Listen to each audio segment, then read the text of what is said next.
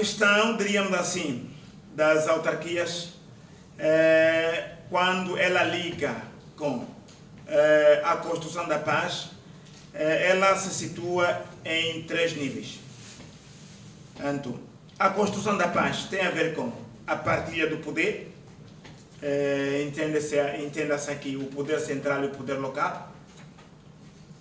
Tem a ver com o próprio processo da construção do Estado, ou seja, o Estado enquanto território, enquanto comunidade humana e ao mesmo tempo enquanto órgão de soberania, enfim, tem uma grande dimensão de participação e tem também a dimensão, diríamos assim, de construção da paz.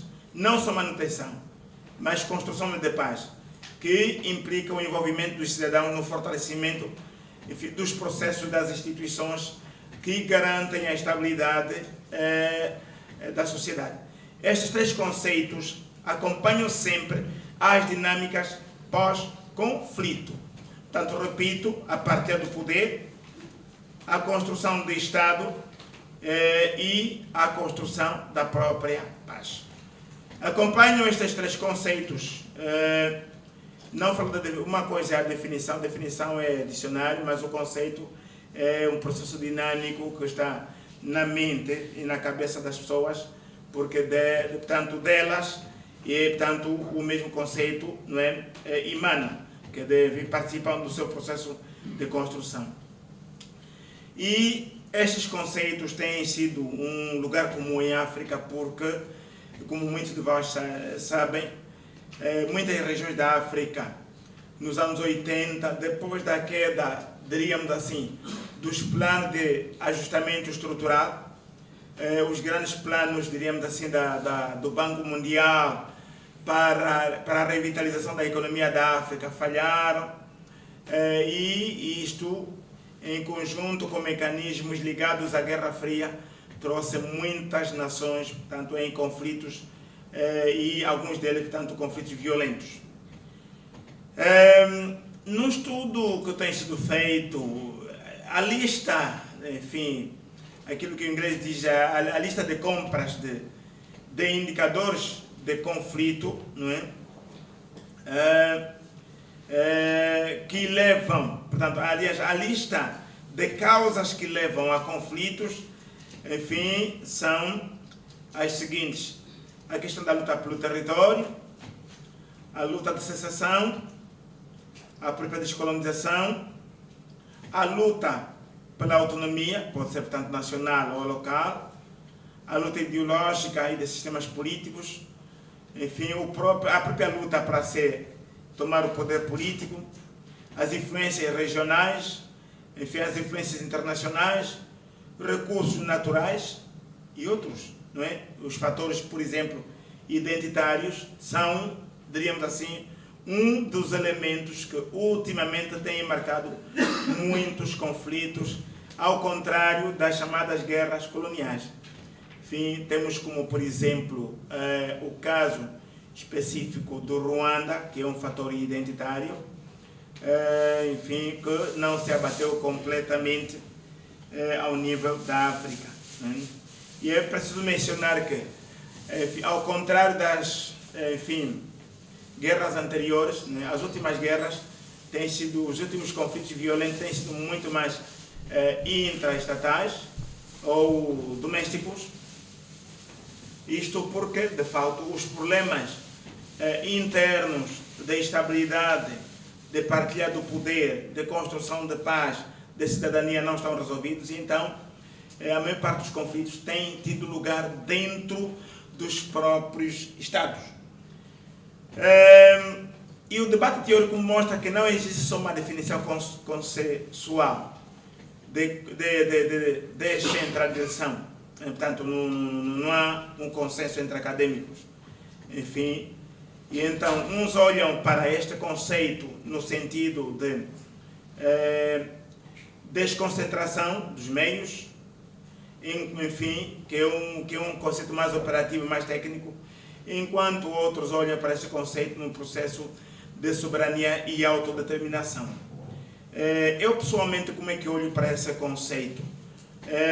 Realmente olho para esse conceito nessa perspectiva, não é tanto do ponto de vista de soberania, porque quer na visão dos pais da independência e de todos os lutadores que tanto se pugnaram para que tivéssemos a independência, quer na visão de todos os processos de paz, desde os acordos de Alvor, enfim, os acordos de Bicesse, de Lusaka, até a adenda ao protocolo de Lusaka, que é o memorando do Luena, enfim, e olhando até para o caso chamado subestatal de Cabinda, todos eles tocam na questão da soberania, da autodeterminação e ao mesmo tempo também olham para, enfim, a questão política. Então, a descentralização, como disse, ela pode ser administrativa, política e fiscal. A administrativa é a transferência da autoridade na tomada de decisão. Portanto, aquela decisão que deveria acontecer ao nível mais alto central, enfim, ela acontece ao nível local, que envolve também essa descentralização de recursos, a responsabilidade de provisão de serviços de níveis superiores para inferiores, etc, etc, e muitas vezes pode assumir a forma de desconcentração ou delegação de poderes. A descentralização fiscal, portanto, é quando visa estabelecer a autoridade de unidades, enfim, desconcentradas, não é? Com capacidade para se decidir sobre despesas usando o Fundo de Tesouro Central de recursos locais. Então é feita através de transferências, não é? Não condicionais ou condicionais, mas já nisto do nível superior para o nível local. Mas tens a descentralização política. Esta, ela é feita por meio da transferência de poder e autoridade de funções e recursos através de provisões legais. Ela é feita dentro de estruturas políticas formais. E então é ali onde vamos manter o acento tônico para que, de fato, reflitamos o que é que, enfim, significa ligação entre o processo de construção de paz e a descentralização política, normalmente chamada de autarquias.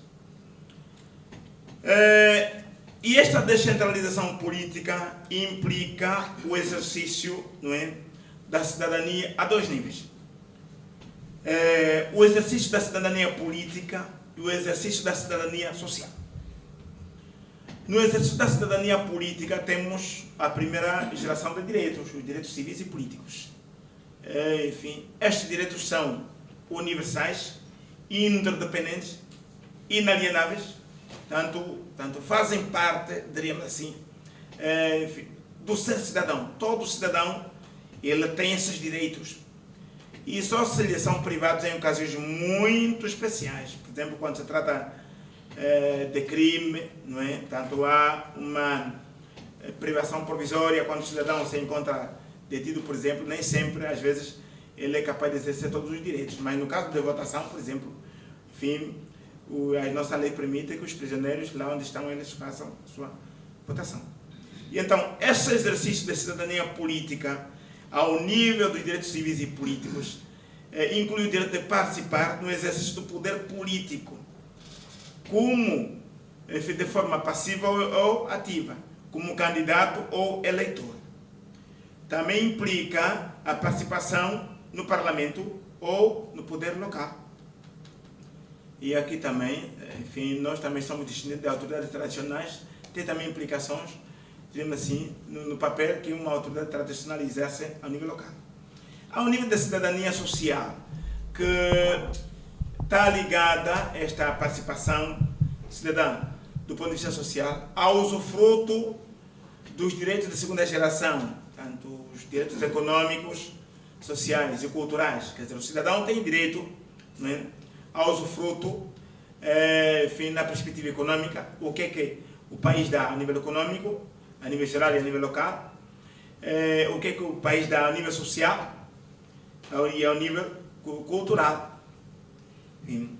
E então, hoje em dia, também se acrescentam os direitos ambientais. Sabemos que a questão do meio ambiente é gravíssima ao nível do mundo e entre 2030 e 2039 teremos uma grande vaga, uma vaga muito maior de alterações climáticas, que é muito superior àquela que assistimos entre 2016 entre 2012 a 2016. Sabemos que das 18 províncias, 14 ficaram afetadas pelos efeitos das alterações climáticas, e dessas 14, muito mais a chamada região do Leite ou da Ordenha, que envolve a província da Huila, Namibe e Cunene, onde houve gente que morreu e também onde tanto o gado morreu e as colheitas foram muito magras. E então, são esses direitos que também são inalienáveis, são indivisíveis e pertencem, diríamos assim, aos cidadãos exercê-las. Não é? O cidadão não tem de esperar que outros o exerçam, não é? O cidadão tem o direito a elas, não é? Então, o mínimo de bem-estar econômico, segurança, o direito de participar da herança social, não é? Enfim, o sistema educacional, os serviços sociais que vocês conhecem, portanto, para além da educação, enfim, está a saúde, está o saneamento básico, enfim, esses direitos que, portanto, sociais que vocês, enfim, conhecem, né? A segurança, para que você, enquanto jovem, tenha acesso, diríamos assim, à rua, a altas horas da noite, e não tenha de ser molestado, enfim, pelos delinquentes, né? Enfim, e também envolve o chamado conceito de segurança humana. Hoje em dia, nas academias, prevalece o debate daqui. A segurança humana está acima da segurança do Estado. Enfim, por quê? Porque durante a Guerra Fria, não é, se dizia que é melhor se investir na segurança do Estado para se assegurar, passe a redundância, a segurança do cidadão. Hoje em dia é o contrário.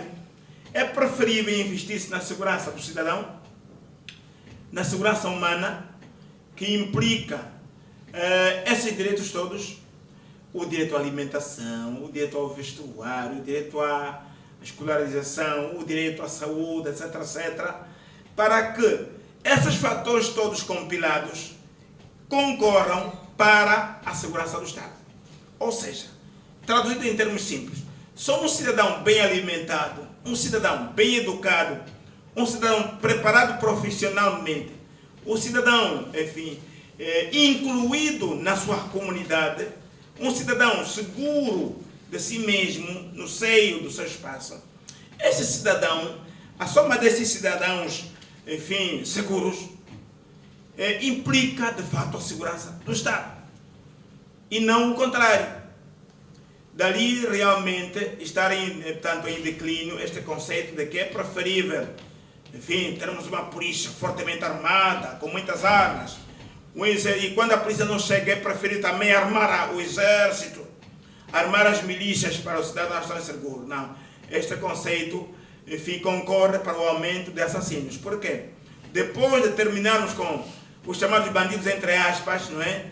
Quem ficarão são os que têm armas na mão, portanto, assassinos. Não, enfim, fortalecem em nada, diríamos assim, a segurança humana. Pode-se afirmar que, para existir, diríamos assim, uma descentralização verdadeira, é preciso implementar um sistema de governação eficaz que dê espaço, não é, às pessoas, ao planeamento participativo, ajudando a articular planos, envolvendo as pessoas, as suas ideias, as iniciativas de desenvolvimento local, e interagindo com projetos e ações em parcerias para proporcionar uma melhoria nas condições econômicas, sociais e culturais da região e enriquecer a vida do cidadão, contribuindo para a transformação da realidade social.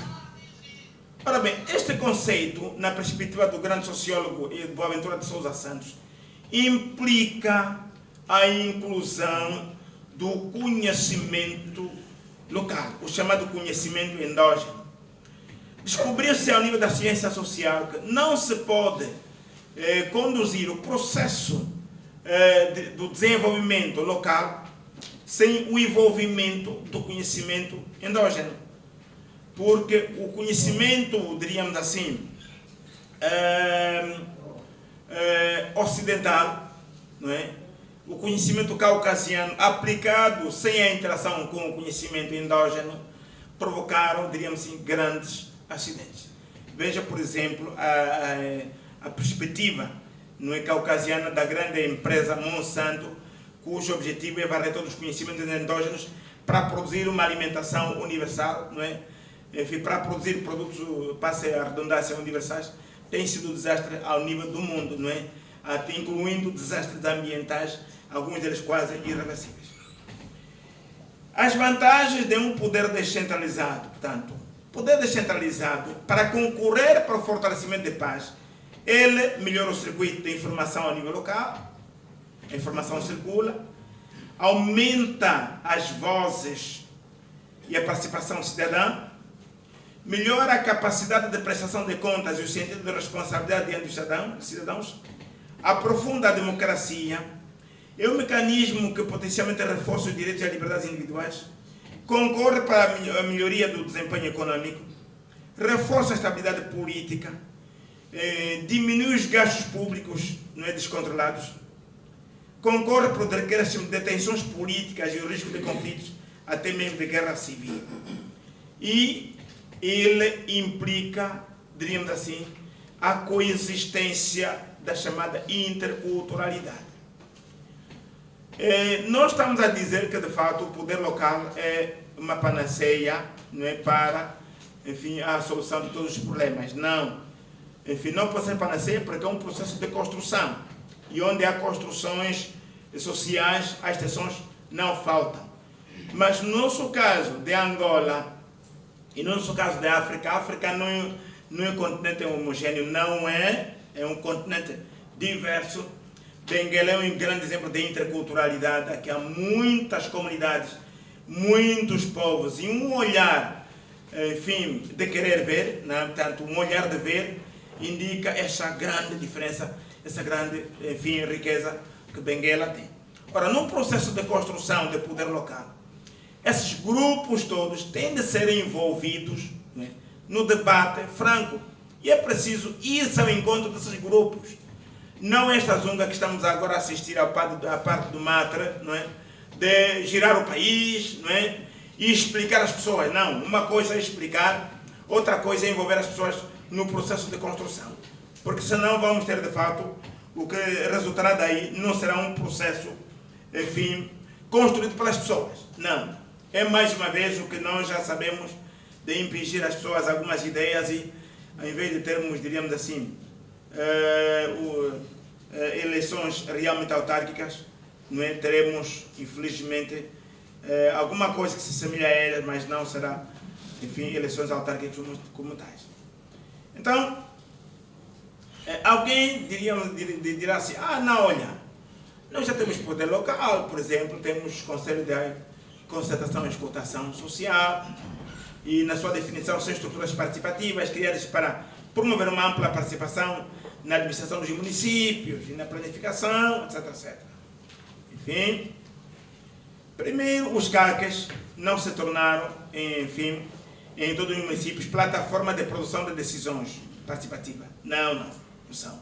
Tu vais para ali, eu sou membro do CAC local, tu vais para ali, a agenda já foi definida e vocês participam da agenda do administrador. E uma agenda, não é, portanto, enfim, o regulamento é discricionário, o administrador é quem, na maior parte das vezes, aponta os membros dos conselhos, enfim, que participam do debate, etc, etc. E há muita limitação, enfim, aquilo no espaço de abordagem de cultura democrática, não. E porque muitos administradores e seus membros não têm cultura democrática. A seleção não é a dedo dos que devem participar dos CACs, não influenciando não poucas vezes a composição e funcionamento dos mesmos. O Conselho não tem iniciativa executiva ou deliberativa, transformou-se meramente num órgão de aprovar propostas previamente trazidas pela administração local. Somente uma pessoa pode representar a sua organização, e quando não está, enfim, na maior parte das vezes, essa deputação fica muitas vezes, enfim, difícil. Então é preciso de se repensar o poder local para que seja realmente um poder participativo. enfim, como é que este processo, para ser parte da construção de paz, enfim, para ser espaço de construção de autoestima, não é? Pertencer realmente à comunidade local, enfim, como é que ele deve ser feito? Entre outras coisas, não trazemos aqui uma receita, mas só levantamos alguns indicadores para nos servir de debate depois. Envolver as associações formais e informais, envolver a liderança de opinião, constituir-se um espaço onde diversas lideranças sejam escutadas, valorizar os saberes endógenos, tal como dissemos aqui na perspectiva do sociólogo Boaventura de Sousa Santos, envolver os grupos sociais e étnicos considerados em minorias, não sei se bem lá tem minorias, mas nós lá, ao nível da região sul, sudoeste, temos muitas minorias, umas são banto, outras não banto, e temos a minoria, portanto, de descendência lusa, tanto os brancos e mestiços, sempre, que são aqueles que conhecem muito bem como é que o processo de construção social da cidade do Lubango e dos arredores como a Umpata, enfim, a ocupação do sul de Angola começou. Eles têm esse conhecimento, como é que se construiu, portanto, só foram construídos os perímetros produtivos, enfim, na perspectiva ocidental, enfim, apesar de quando de fato veio a colonização, já encontrou grandes perímetros produtivos, que muitos deles foram devastados pela própria colonização. Temos as comunidades, por exemplo, os Cuepas, os Quandos, os Cuisi, não banto ou pré-banto, temos os Coissãs, temos os Herero, como sendo os Ngendelengo, Covale, Hakavona, Imba, Dimba, Chamicua. Temos muitas comunidades, enfim, que são minorias e que não têm grande visibilidade. Muitas delas foram, enfim, perseguidas pela própria autoridade colonial, porque como são transhumantes, e o colônia tinha uma grande aversão por povos que não se fixavam nos locais e se moviam de um lado para o outro com gado. Então, e até agora eu me pergunto como é que está a colocação dessas comunidades no processo de participação da construção do poder local. Então, é em função disto que, de facto, nós temos estado a lutar para podermos ter o verdadeiro, enfim, poder local. Então, por isso, nós temos estado a ouvir o que se diz por aí sobre a necessidade de termos o gradualismo, enfim, territorial e coisas que se lhe pareçam. E nós achamos, tanto quando digo nós, enquanto líderes da sociedade civil, achamos isso um grande absurdo. Líderes da sociedade civil e igreja já ouviram com certeza até muitos bispos da ciência a reprovarem esse gradualismo territorial. Primeiro, a participação, como eu disse, a participação no processo de definição da tipologia das autarquias, não é parte do direito universal. Tanto os direitos civis e políticos. Esse direito não pode ser negado às pessoas. É como o direito à independência e à autodeterminação. É um direito universal. É verdade. Agora, as formas é que devem ser discutidas, mas dizer porque vamos começar com os municípios e outros depois se virão mais tarde, mas contaram com o aval de quem para poderem tomar essa decisão que pertence ao direito universal, que é interdependente, não é inalienável, enfim, está ligado tanto à natureza própria do ser humano. Contaram com quem? Quando dizem que não, vamos começar com alguns municípios, depois até 2030 estarão incluídos outros.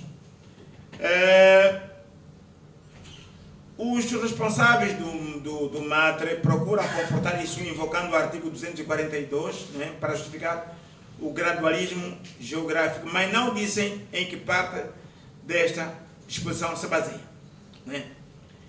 Enfim, e depois disso, não é?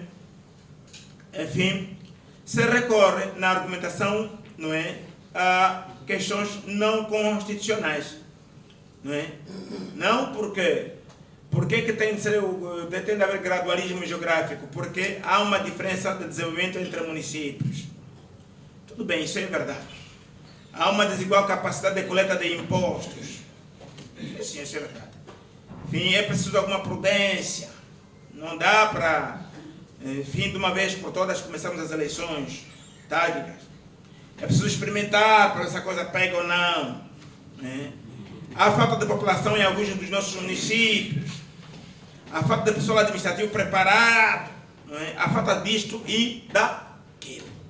Né? Estamos, de fato, diante de um argumento falacioso, enfim, em termos de direito universal.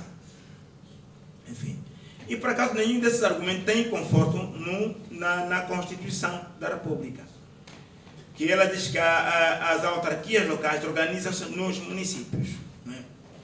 E, a partir, portanto, do artigo 218, parágrafo 1, não se coloca mais nenhuma condição ou especificidade para que isso aconteça. Sim, senhor.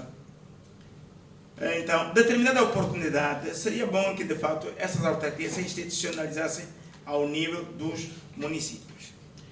Tudo bem, o gradualismo funcional, esse é aceito por todos, né, porque realmente, enfim, do ponto de vista estrutural, enfim, é preciso reforçar esse exercício do poder, enfim, não de uma vez mais com o andar do tempo. Isso todos nos aceitamos. Mas o funcional, francamente, essa não tem razão de ser. Política de terras.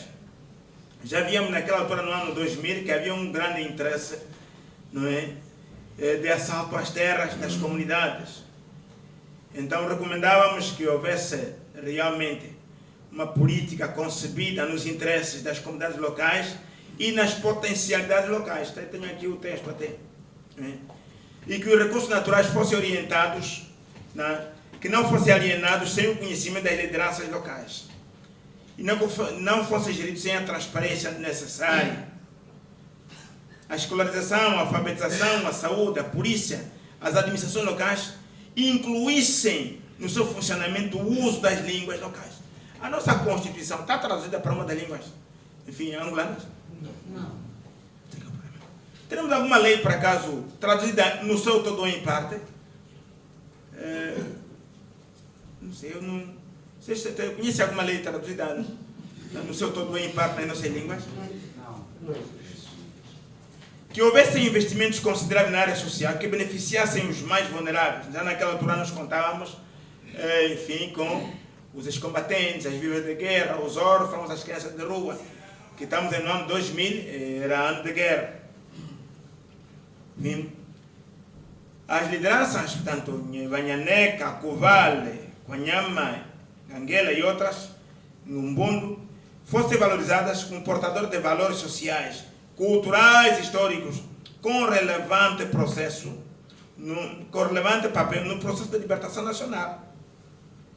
Enfim, muitos líderes se queixavam que os seus filhos, de verdade, perderam a vida na guerra, ou ficaram com problemas de invalidez durante a guerra, e não viam benefício nisto.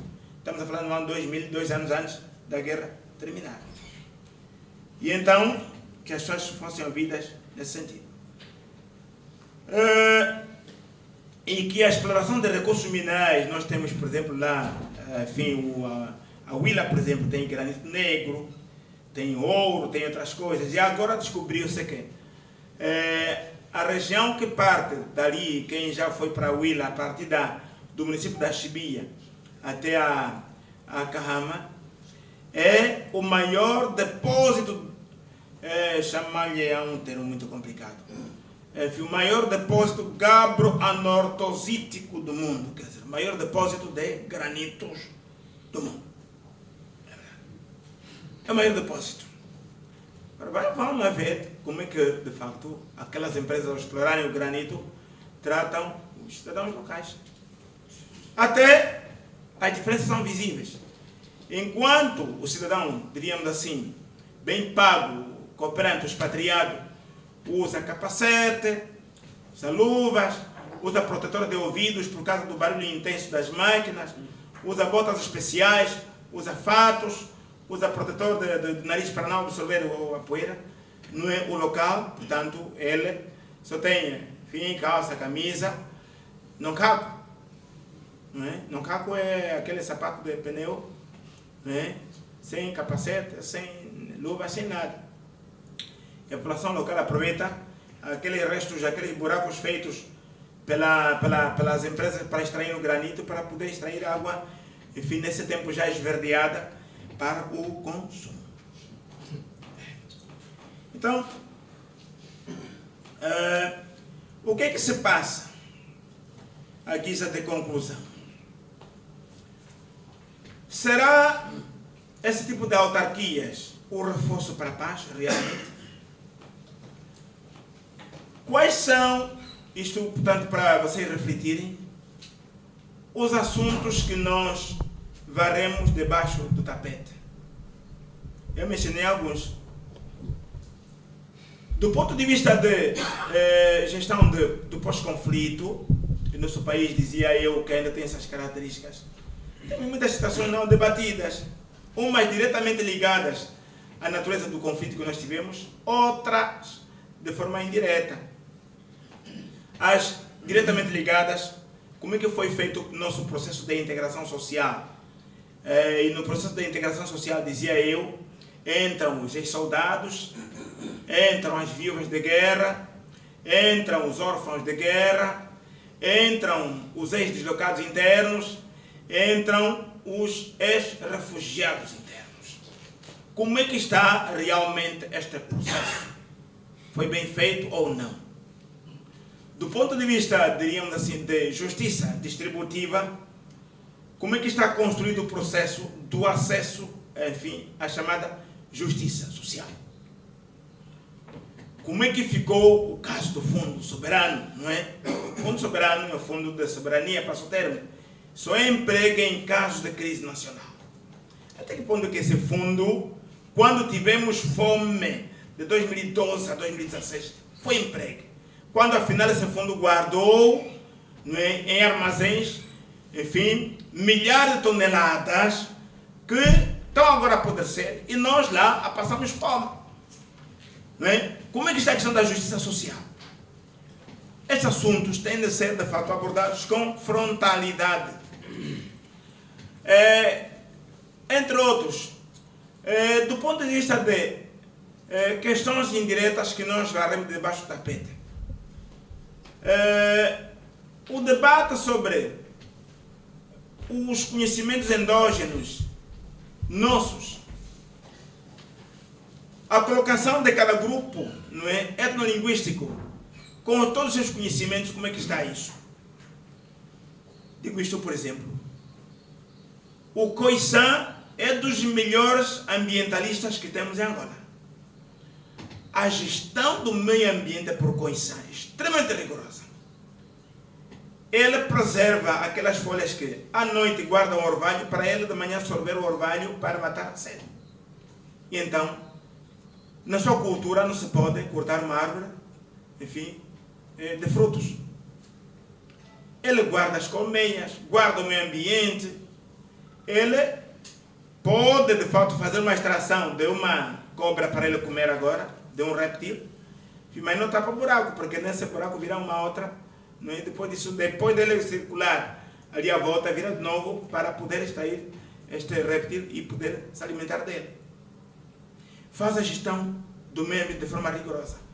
Como é que está nesta colocação o Khoisan? O Khoisan sabe o que é o processo da auscultação para as autarquias? Por exemplo, o caçante, o homem do bocoio, o ranha, enfim, não sei quais são os outros grupos, o habitante da Ganda, do Cubá, como é que está colocado nesse processo? Como é que ele se sente? Que de fato eu estou nesse processo, mas como um ranha. Eu sempre digo, eu sou chimbundo, os meus pais são do Ambo. Enfim, o conhecimento, por exemplo, que o chimbundo tem ao nível da medicina natural. Medicina natural. Das raízes, das folhas, dos frutos, etc, etc. O conhecimento da psicologia, não é? Enfim, as doenças que nem sempre no hospital dão certo, mas é preciso ir lá as mamães para fazer aquela coisa que se cumula, essa coisa toda, não é? Esse acervo todo, que agora em alguns países, por exemplo, a Botsuana, a África do Sul e até a Namíbia já estão a experimentar, enfim, a construção desse conhecimento paralelo.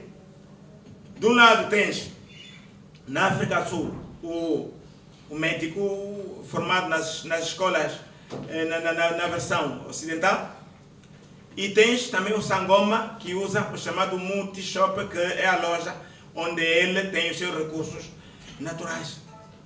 E quando há problemas graves, estes sujeitos convergem para poder resolver os problemas do sujeito. Quantos que passaram, tendo passado pela vida militar, enfrentaram o chamado estresse, a desordem do estresse pós-traumático? Quase todos os soldados que enfrentaram a arma, enfrentaram a pólvora, enfrentaram a violência, diríamos assim, têm um pouco esse estresse. E hoje em dia, pela ciência, se comprovou que a desordem do estresse pós-traumático já não ataca só os soldados, ataca inclusive pessoas que são confrontadas com a violência direta e indireta.